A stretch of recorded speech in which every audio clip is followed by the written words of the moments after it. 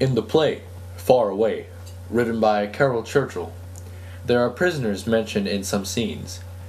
In the first scene of the play, the main character Joan and her aunt Harper are talking about the actions of Joan's uncle. Soon, Joan finds out that the man is actually smuggling people and helping them escape. This gives the reader a clear idea that they must be some sort of prisoners because in the second scene, Joan and a man named Todd are making extravagant hats for prisoners to march in before they get executed. Now the question is, what do these prisoners represent?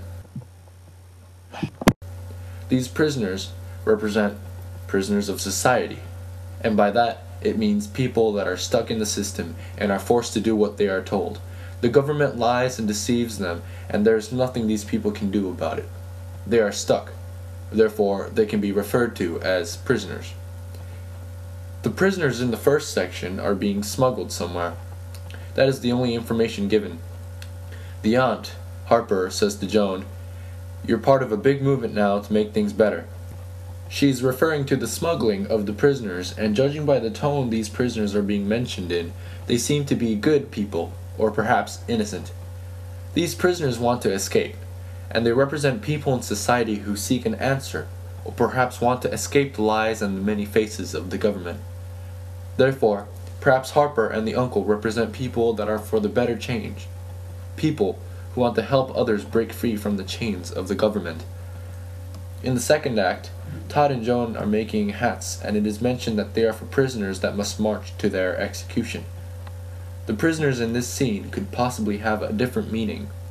The hats also have a connection with the prisoners.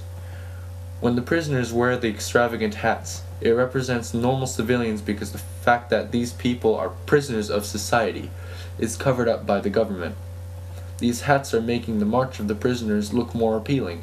In a similar way, the government covers the truth up by making things look more acceptable to the public.